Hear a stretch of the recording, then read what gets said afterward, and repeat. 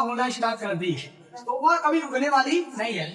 वैसे ही कोई व्यक्ति है, अगर यदि उसके अंदर प्रेम प्रवाह होने स्टार्ट हो गया तो वो कभी रुकने वाला नहीं है। हाँ, ये रास्ता पे नहीं जाएगा तो दूसरे रास्ता पे हवा से जाएगा। ठीक है, तो सावधान रहें, सतर्क रहें। धन्यवाद। तो गुड मॉर्निंग, जय हिंद। आज हम आए हैं फिर से आप लोगों के बीच। जैसे कि आपने कभी देखा है कि नदी क्या है? क्या यह एक बहता हुआ पानी है या मानचित्र पे खींची गई एक रेखा? सभी जीव जंतु इस नदी में रहते हैं, यह जल ही जीवन है। ये लाइफ ठीक, तो आपने सुना है जल ही जीवन है। तो क्या नदी क्या है? यह रूप से देखी जाती है। जैसे कि सभ्यताएं, हमारे विश्व में लगभग जितनी भी सभ्यताएं फली फूली है, जय वो सिंधु सभ्यता हो, जय वो मेसोपोटामिया हो,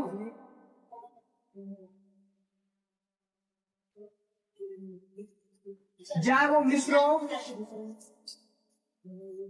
जय क्रीट हो, जय पीली सभ्यता हो, ये सारी सभ्यताएं नदी पर ही बसी थी। हमने जाना है कि जब जीवन का शुरुआत हो रहा था पाषाण युग में, तो हम लोग वहीं पे बसे जहां पे नदियां हुआ करती थी। क्योंकि और जो शिकार करना है, जैसे कि जंगली जानवर नदी के किनारे आएंगे, पानी पिएंगे और हम आसानी से आग फेंक दिया यानी शिकार कर सकते हैं और हमें भोज्य पदार्थ मिल सकता है और पीने के लिए पानी भी मिल सकता है। तो इसी कारण हमने नदी के किनारे रहा। तो ये हमारे जीवन का एक हिस्सा है। ठीक, देखें जैसे सिंधु सभ्यता आपको सिंधु नदी के किनारे पर मिली, मेसोपोटामिया सभ्यता दजला और फरात नदी के किनारे, मिस्र सभ्यता नील नदी के किनारे मिली थी, और क्रीट सभ्यता जो भूमध्य महासागर में है, और पीली सभ्यता जो चाइना का है वो पीली नदी के किनारे था।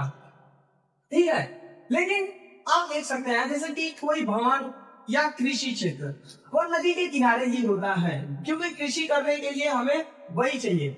और भौगोलिक स्थिति में हम देख सकते हैं जैसे कि उपजाऊ मृदा का होना, जलोढ़ मृदा का होना, व्यापार का होना और पानी की आवश्यकता कृषि के क्षेत्र में। जैसे कि कृषि करने के लिए हमें पानी की आवश्यकता पड़ेगी जो नदी के किनारे अच्छी होगी, और उत्पादन हुआ वस्तु हम एक स्थान से दूसरे स्थान नाव की सहायता से आसानी से ले जाते हैं, जिसमें कम श्रम लगता है।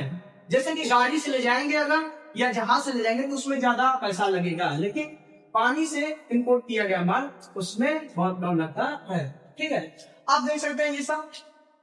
फिर आगे देखेंगे जैसे कि यह प्रमुख नक्शे में नदियां कौन कौन सी है वो भी जान लेते हैं। ठीक है, जैसे कि अमेज़न नदी जो ब्राजील में है, ठीक है, ये विश्व की सबसे चौड़ी नदी है और सबसे लंबी नदी नील नदी है। ठीक है, जो अफ्रीका महाद्वीप में है। यहाँ पे आपको पाकिस्तान में सिंधु नदी दिखेगी। ठीक है, जो मानसरोवर से निकलती है, तो मानसरोवर से 3 नदियां निकलती हैं, जो ब्रह्मपुत्र है जिसे शामफल नदी कहते हैं, फिर जमुना, फिर ब्रह्मपुत्र नदी कहते हैं, फिर एक है हमारे भारत की सबसे लंबी नदी गंगा नदी। ठीक है, और दक्षिण भारत की गोदावरी नदी। तो ये कुछ नदियां थी। ठीक है, आगे देखेंगे जैसे कि हमारे दर्शन में माना जाता है कि जीवन नदी एक जीवन का प्रतीक है, प्रवाह का प्रतीक है। नदी जीवन का प्रवाह का प्रतीक है। जैसे कि हम देख सकते हैं कि हमारे भारत में जो संस्कृति है वह जय छठ पूजा हो, जय गंगा आरती हो, इसमें भी देखी जा सकती है। ठीक है, और जीवन एक नदी एक जीवन का प्रवाह है। इसका अर्थ ये है कि जैसे जैसे नदी प्रवाह करता है वैसे वैसे जीवन भी प्रवाह करना। एक बार समय बीत गया वह दोबारा नहीं आता। उसी प्रकार हम नदी एक बार जो पानी बह जाता है वह समुद्र में जाके मिल जाता है। ठीक है, लेकिन क्या वो वापस नहीं आता? वह इसीलिए हमें ये सीख लेना चाहिए नदी को देख के कि जो हमारा समय बीत रहा है वह दोबारा आ नहीं सकता। दूसरा है कि यदि हम आप बताएं इसी नदी में हम चट्टान डाल रहे हैं, जैसा कि हमारे रिश्तों में होता है, दोस्त में होता है या कोई रिलेशनशिप में होता है कि कोई चट्टान का ये है कि आप कुछ कटु वचन बोल रहे से या आपसे वो गुस्सा हो गया, तो दोनों का बातें बंद हो गया, इधर पानी जाना बंद। ठीक है, जैसे कि आपका कोई भी वस्तु व्यक्ति हो और ये आप है, अब जब ये चट्टान नहीं टूटेगा, ठीक है, किसी की भी गलती हो, यह नदी जहाँ पे नरम मृदा पाएगा जाए इधर पाए जाए उधर पाए, यह मृदा नदी उधर की ओर घूम जाएगी, ठीक है, उधर की ओर वाले लगेगी। तो वैसे ही जब हमारे रिश्तों में कोई तीसरा आ जाता है, कैसे आता है, जब तक हमारा जो है लगाव जो कोई भी है, अगर उससे दुश्मनी हुई तो तीसरा के पास हम जाते हैं, ऐसे व्यक्ति के पास जो वह एक नरम मृदा हो, जैसे कि हमारे प्रति उसका व्यवहार बहुत अच्छा हो, उसके प्रति हम चले जाते हैं, पुनः दोबारा वापस कभी आते हैं जब तक ये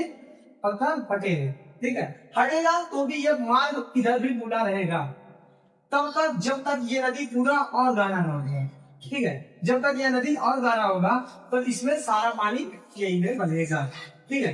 तो आशा करते हैं आपको समझ में आया होगा, इसके लिए जो भी गलतियां होंगी आप करिएगा। धन्यवाद। होना स्टार्ट कर दी तो वह कभी रुकने वाली नहीं है। वैसे ही कोई व्यक्ति है, अगर यदि उसके अंदर प्रेम प्रवाह होने स्टार्ट हो गया तो वो कभी रुकने वाला नहीं है। हाँ, ये रास्ता पे नहीं जाएगा तो दूसरे रास्ता पे अवश्य जाएगा, ठीक है। तो सावधान रहें, सतर्क रहें। धन्यवाद।